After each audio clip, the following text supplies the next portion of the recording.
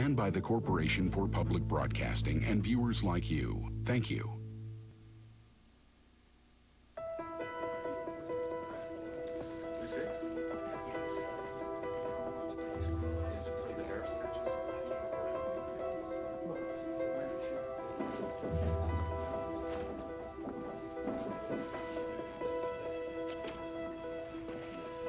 Well, gentlemen, I'm quite concerned.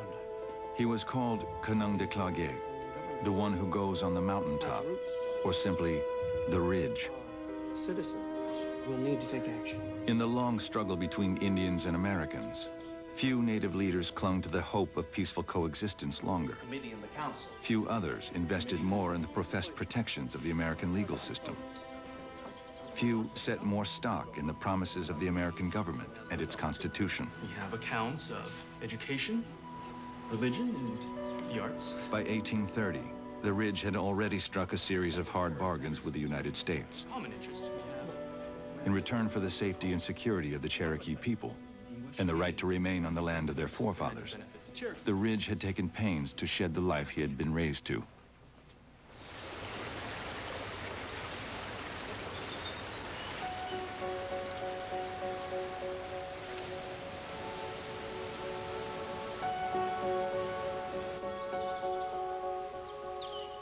Antno chiki, ahani, igugasta no noi, ina get chiki, awa dena, awa tansoi.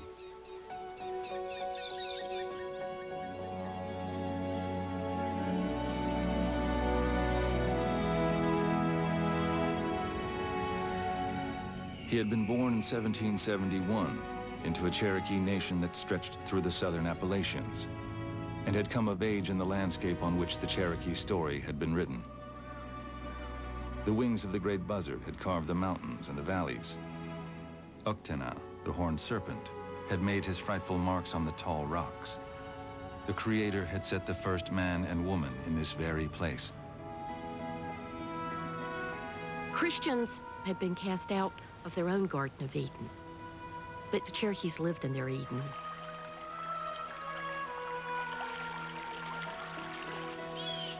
It's the land that they believed their ancestors had always inhabited.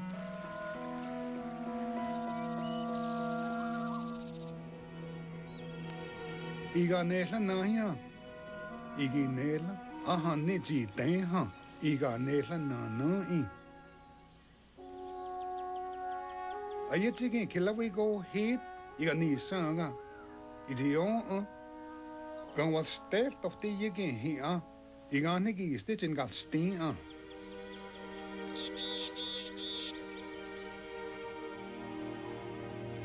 the Ridge's youth, the Cherokee Nation had been under constant threat. As a young warrior, it was his duty to keep a wary eye on any encroachment by their near neighbors, the Shawnees, the Creeks, Choctaws, and Chickasaws, and then a new force in the southeastern mountains, the Americans. The Cherokees picked the wrong side in the American Revolution and paid dearly. The Ridge watched American riflemen burn out his own town, one of 50 they destroyed in Cherokee territory.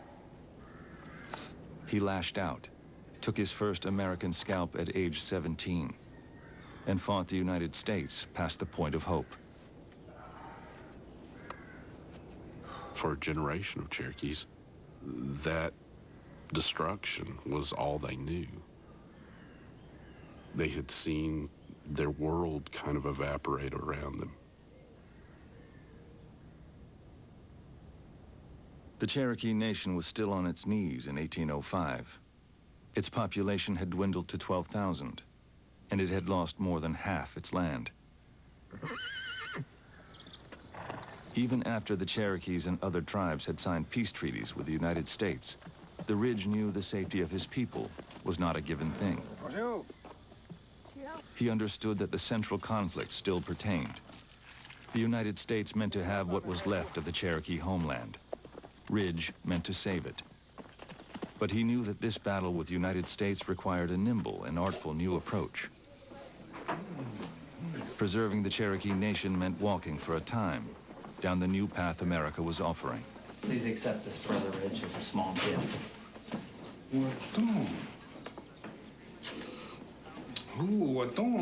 What on, John? It'll stand on the dead doggy. The United States at the end of the American Revolution developed a policy called civilization. It helped fund missionary organizations to go into the Indian nations, particularly in the South, and teach Indians how to be Anglo-Americans, how to grow wheat instead of corn, how to eat meals at regular times instead of when they were hungry, how to dress in European clothing, how to speak the English language, how to pray in church at designated times, how to live the kind of life that Anglo-Americans believed was a civilized life.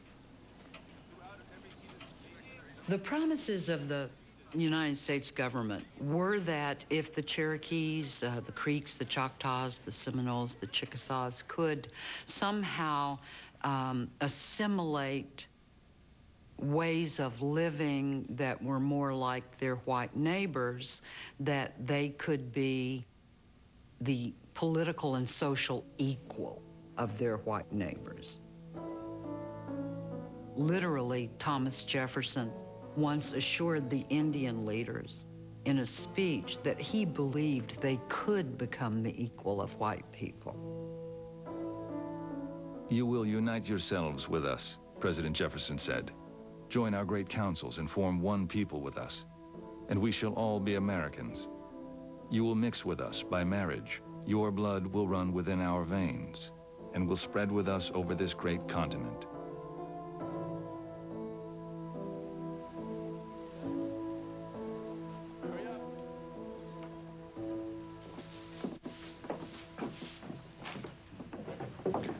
Jona, Oster, Inger, så det er dit lag. Sure. John, Flintlock.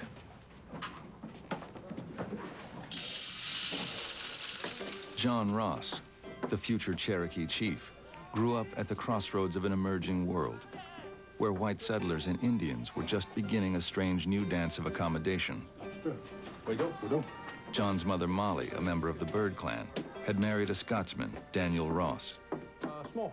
Ross was among the growing number of white men who took Cherokee wives and gained access to land and trade in the bargain. John.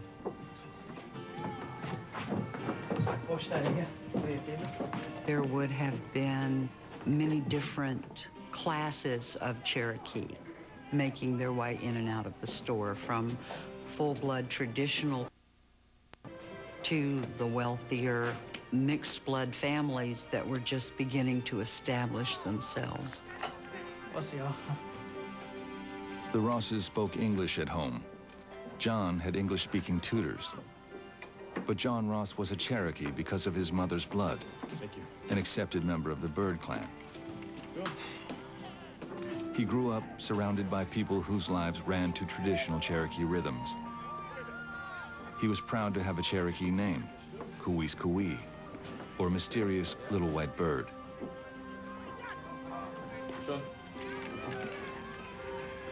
John. There's a story that's told about the time when he was 5, and his father had bought a new little suit for him to wear at the time of Green Corn Dance, and his mother dressed him up in his white man's suit. And the other children teased him so unmercifully that supposedly he came back home and insisted on being allowed to change into the everyday clothes of the other Cherokee children before he would go back out and join the festivities.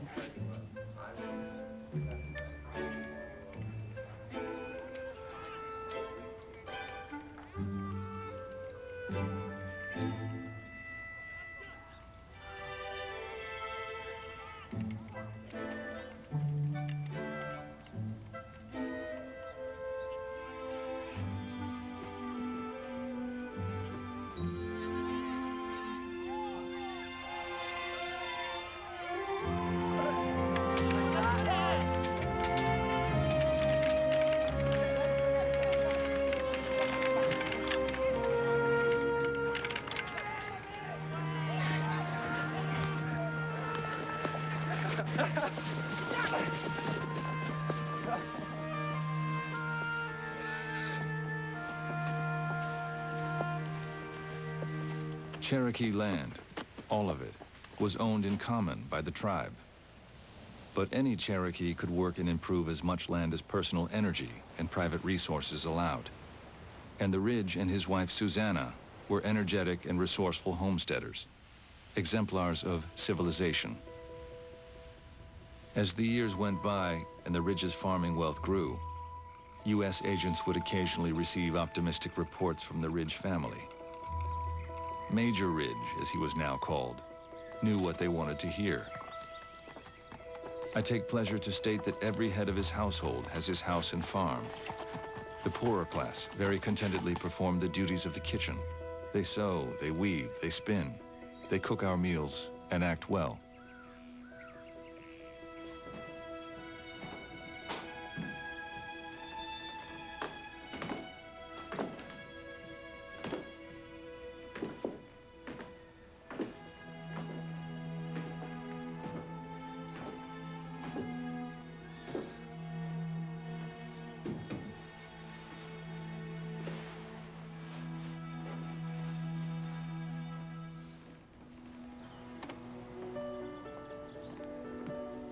Major Ridge's hope for the future was a group of educated young men who could build a strong new Cherokee, reckon U.S. laws and government, and outsmart federal negotiators who were after their land. His greatest hope was his own son. John Ridge was a frail boy, hampered by a disease that occasionally made it difficult to walk. But the Major recognized his son's strengths. When the U.S. War Department offered to pay tuition for John and his cousin, Elias Boudinot, at a missionary school in Connecticut, Major Ridge grabbed the chance. Stai te going this later. I say no, John. Taste it. Don't take it. Says the le. Success testing. We got stanas going. No, no. He squat down. They had their squash. Got a leg there. A little steady ski stale. What you doing? Usti klesti. The junkie of sea. Hala. Just a something. Had the quality. Noodle. Assist. The junkie of sea. Do not go high. Scaleloski.